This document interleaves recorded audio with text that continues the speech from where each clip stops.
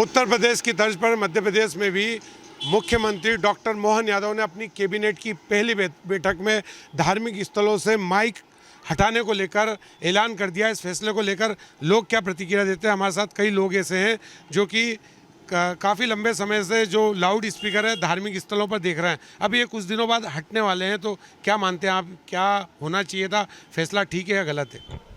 मुल्क के अंदर आज सालों से, अभी से नहीं कई सालों से जब से लाउड स्पीकर का इस्तेमाल होना शुरू हुआ है तभी से मुल्क के अंदर हर जगह सभी धार्मिक स्थलों पर इस्तेमाल किया जा रहा है। सिर्फ मस्जिद ही ऐसे नहीं है, तमाम मंदिरों पे, गिरजाघरों पे, गुरुद्वारों पे हर जगह इस्तेमाल होता है और मस्जिद से ज़्यादा दूसरी जगहों पे धार्मिक स्थलों पे इस्तेमाल होता है। इससे कोई प्रदूषण नहीं होता है। ये एक सोची समझी साजिश है, हमें ऐसा करने से कोई फ़ायदा होने वाला नहीं है। इसलिए सरकार को चाहिए कि इन सब जहाँ जिस चीज़ की ज़रूरत है और मुल्क की ज़रूरत है, माइक की हर जगह अगर इस्तेमाल बंद ही करना हो इस चीज़ को, तो तमाम धार्मिक स्थलों पे और सरकार जो रैलियाँ निकलती है उन रैलियों भी बंद होनी चाहिए और दूसरी जगहों पे जहाँ पर हर जगह पूरी मुल्क में बैन होनी चाहिए। ये नहीं सिर्फ धार्मिक स्थलों पे बंद होनी चाहिए बल्कि हर जगह पूरी मुल्क में जहाँ भी रैली हो, सरकार जो अपनी रैलियाँ निकालती है, गवर्नमेंट अपनी रैलियाँ निकालती है, वहाँ पर भी बंद होनी चाहिए। ये सिर्फ धार्मिक स्थलों पर प्रदूषण नहीं फैलता, अगर प्रदूषण फैलता है तो हर जगह इस्तेमाल करने पर फैलता है। अगर ये बताएं आपको क्या लगता है, किस दृष्टि से देखते हैं इस फैसले को? ये तो गवर्नमेंट का फैसला है, गवर्नमेंट जाने, इसमें हम क्या बोल सकते हैं। नहीं, आपको क्या लगता है कि लाउड स्पीकर से कोई सुविधा होती थी, दुविधा होती थी, परेशानी होती, क्या मानते हैं आप? ये तो लोगों की सुविधाओं के लिए है। ये तो अब इससे कुछ लोग इससे गलत फ़ायदा उठाते हैं, वो तो गलत ही है। जैसे अब चुनाव प्रचार में कितनी जोर जोर से डीजे बजते हैं, उससे ध्वनि प्रदूषण नहीं होता है क्या? अच्छा, जो मस्जिदों पे या जो धार्मिक स्थलों पर जो लाउड स्पीकर लगते हैं तो उसका क्या फ़ायदा होता है? उससे एक मैसेज जाता है, उससे एक मैसेज है, मतलब प्रभु का मालिक कह लो, प्रभु कह लो, एक बुलाने का मैसेज आता है। मंदिरों में भी जो होता है वो बुलाने का अपने सबकी अपनी फिक्र होती है, अपनी अपनी आस्था होती है, हर इंसान की अपनी आस्था होती है।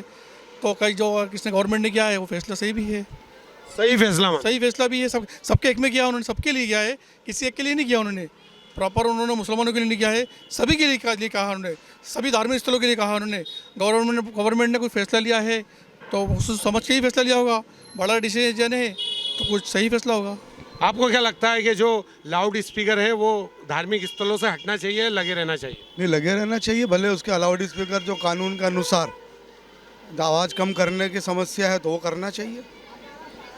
ये उज्जैन के अल्पसंख्यक वर्ग के लोग हैं जो कि अपनी मिलीजुली प्रतिक्रिया दे रहे हैं। कुछ लोगों का कहना है फैसला बिल्कुल ठीक है, जबकि कई लोगों का ऐसा कहना है कि जो फैसला है वो गलत है और जो धार्मिक स्थलों के साथ साथ जो राजनीतिक रैलियां होती है, जो राजनीतिक सभाएं होती है, उनसे भी स्पीकर हटाना चाहिए। लाउड स्पीकर हटाकर एक फैसला जो होना चाहिए वो सबके हित में होना चाहिए और पूरे समान देश में जिस तरीके के फैसले होते हैं उसी तरीके का फैसला राजनीतिक दलों पर भी लागू होना चाहिए। विक्रम सिंह जाट। मध्य प्रदेश सरकार का फैसला आने के बाद अब महाकालेश्वर मंदिर से भी माइक हट जाएगा। ये वही लाउड स्पीकर है जिसके माध्यम से भस्मा आरती से लेकर शयन आरती तक जो भगवान की आरती होती है और जो अंदर मंत्रोच्चार होता है उससे भक्तों तक यह आवाज़ पहुंचती है। जो महाकालेश्वर मंदिर समिति है उसने सरकार के आदेश है उसका इंतज़ार शुरू कर दिया है।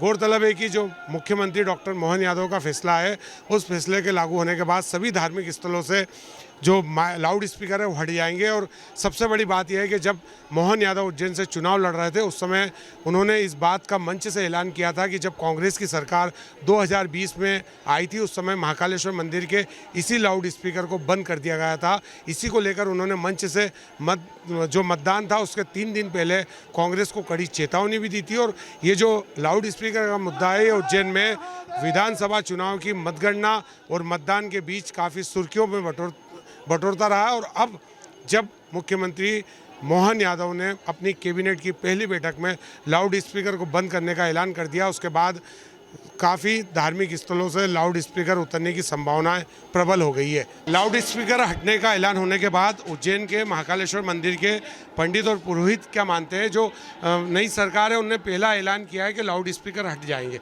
महाकालेश्वर मंदिर के लाउड स्पीकर भी हटाएंगे। इस फैसले को क्या? ऐसा ऐलान नहीं किया है कि लाउड स्पीकर हट जाएंगे।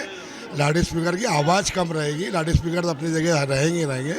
उन्होंने ऐसा नहीं कहा कि लाउड स्पीकर हट जाएंगे। अच्छा, तो ये बताएं गुरु महाराज, आपके लाउड स्पीकर की आवाज़ भी कम होती है, तो इससे कोई आपत्ति? कम होने से कोई आपत्ति तो होती नहीं, और ज़्यादा भी से कोई आपत्ति नहीं थी।